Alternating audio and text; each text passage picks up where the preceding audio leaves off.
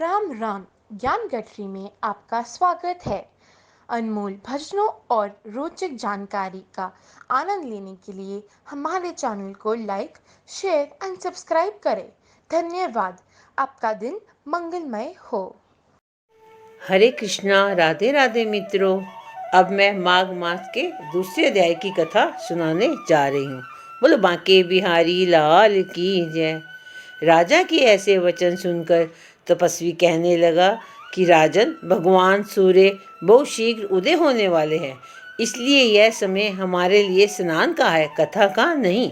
सो आप स्नान करके अपने घर को जाओ और अपने गुरु श्री वशिष्ठ जी से इस महात्म को सुनो।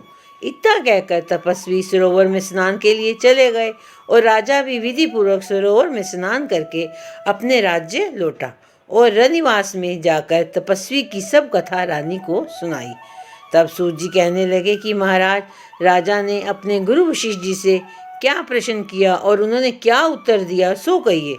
व्यास जी कहने लगे कि सूत जी, राजा दिलीप ने रात्रि को सुख से सोकर प्रातः समय ही अपने गुरु वशिष्ठ जी के पास जाकर उनके चरणों को छूकर प्रणाम करके तपस्वी के बतलाए हुए प्रश्न को अति नम्रता से पूछा कि गुरुजी, आपने आचार, दंड, नीति, राज्य, धर्म तथा चारों वर्णों के चारों आश्रमों की क्रियाओं, दान और उनके विधान, यज्ञ और उनकी विधियां, व्रत, उनकी प्रतिष्ठा तथा भगवान विष्णु की आराधना अनेक प्रकार से तथा विस्तार पूर्वक मुझको बतलाई।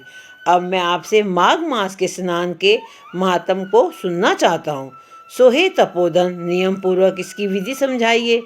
गुरु वशिष्ठ जी कहने लगे कि हे राजन, तुमने दोनों लोकों के कल्याणकारी वनवासी तथा गृहस्थियों के अंतःकरण को पवित्र करने वाले माघ मास के स्नान का बहुत सुंदर प्रश्न पूछा है। मकर राशि के सूर्य के आने पर माघ मास में स्नान का फल गौ, भूमि, तिल, वस्त्र, स्वर्ण, अन्न, घोड़ा आदि दानों तथा चंद्रायण व्रत आदि से भी अधिक होता है। वैशाख तथा कार्तिक में जप, दान, तप, यज्ञ बहुत फल देने वाले हैं, परंतु माघ मास में इनका फल बहुत ही अधिक होता है। माघ में स्नान करने वाला पुरुष राजा और मुक्ति के मार्ग को जानने वाला होता है। द्रव्य दृष्टि वाले महात्माओं ने कहा है कि जो मनुष्य माघ मास में सकाम या भगवान के निमित्त नियम पूर्वक माघ मास में स्नान करता है, वह अनंत फल वाला होता है। उसको शरीर की शुद्धि, प्रीति, ऐश्वर्य तथा चारों प्रकार के फलों की प्राप्ति होती है। अदिति ने 12 वर्ष तक मकर संक्रांति में अन्न त्याग कर स्नान किया। इससे तीनों लोकों को उज्जवल करने वाले 12 पुत्र उत्पन्न हुए। माघ में स्नान करने से ही रोहिणी, सुभगा, अरुंधति दानशीला हुई और इंद्राणी के समान रूपवती होकर प्रसिद्ध हुई। जो माघ मास में स्नान करते हैं तथा देवताओं के पूजन में तत्पर रहते हैं, उनको सुंदर स्थान, हाथी और घोड़ों की सवारी तथा दान को द्रव्य प्राप्त होता है और अतिथियों से उनका घर भरा रहता है और उनके घर में सदा वेद ध्वनि होती रहती है। वह मनुष्य धन्य है जो माघ मास में स्नान करते हैं, दान देते हैं तथा व्रत और नियमों का पालन करते हैं और दूसरों के पुण्यों के क्षीण होने से मनुष्य स्वर्ग से वापिस आ जाता है। परंतु जो मनुष्य माघ मास में स्नान करता है, वह कभी स्वर्ग से वापिस नहीं आता। इससे बढ़कर कोई नियम, तप, दान पवित्र और पाप नाशक नहीं है। भृगु जी के मणि पर्वत पर विधानधरों को यह सुनाया था। तब राजा ने कहा कि ब्राह्मण भृगु ऋषि ने कब मणि पर्वत पर विधानधरों को उपदेश दिया था, सो बतलाइए। तब ऋषि जी कहने लगे कि राजन, एक समय 12 वर्ष तक वर्षा न होने के कारण, सब प्रजा क्षीण होने के कारण संसार में बड़ी त्राही त्राही मच गई। हिमाचल और विंध्याचल पर्वत के मध्य का देश निर्जन होने के कारण श्राद्ध, तप तथा स्वाध्याय सब कुछ छूट गए। सारा लोक विपत्तियों में फंसकर प्रजाहीन हो गया। सारा भूमंडल फल और अन्न से रहित हो गया। तब विंध्याचल से नीचे बहती हुई नदी के सुंदर वृक्षों से आच्छादित अपने आश्रम से निकलकर श्री भृगु ऋषि अपने शिष्यों सहित हिमालय पर्वत पर गए। इस पर्वत की चोटी नीली और नीचे का हिस्सा सुनहरी होने से सारा पर्वत पीताम्बरधारी श्री भगवान के सुदर्शन लगता था।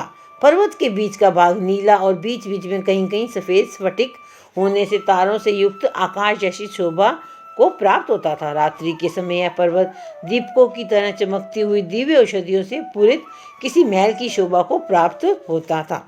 यह पर्वत नीलम, पन्ना, पुखराज तथा इसकी चोटी से निकलती हुई रंग बिरंगी किरणों से इंद्रधनुष के समान प्रतीत होता था।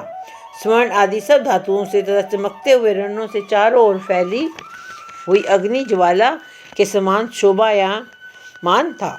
इसकी कंदराओं में काम पीड़ित विद्याधरी अपने पतियों के साथ आकर रमण करती है, और गुफाओं में ऐसे ऋषि मुनि जिन्होंने संसार के सब कलेशों को जीत लिया है, रात दिन ब्रह्मा का ध्यान करते हैं, और कहीं एक हाथ में रुद्राक्ष की माला लिए हुए शिव के आराधना में लगे हुए हैं। पर्वत के निचे भागों में जंगली हाथी अपने बच्चों के साथ खेल रहे हैं तथा कस्तूरी वाले रंग बिरंगे मृगों के झुंड इधर उधर भाग रहे हैं। यह पर्वत सदा राजहंस तथा मोरों से भरा रहता है, इसी कारण इसको हिमकुंड कहते हैं। यहाँ पर सदैव ही देवता और अप्सरा निवास करते हैं। माघ मास मातम की जय। इसके आगे की कथा हम कल बताएंगे। श्री कृष्ण गोविंद हरे मुरारी, हे नाथ नारायण वासुदेवा। श्री कृष्ण गोविंद हरे मुरारी, हे नाथ नारायण वासुदेवा।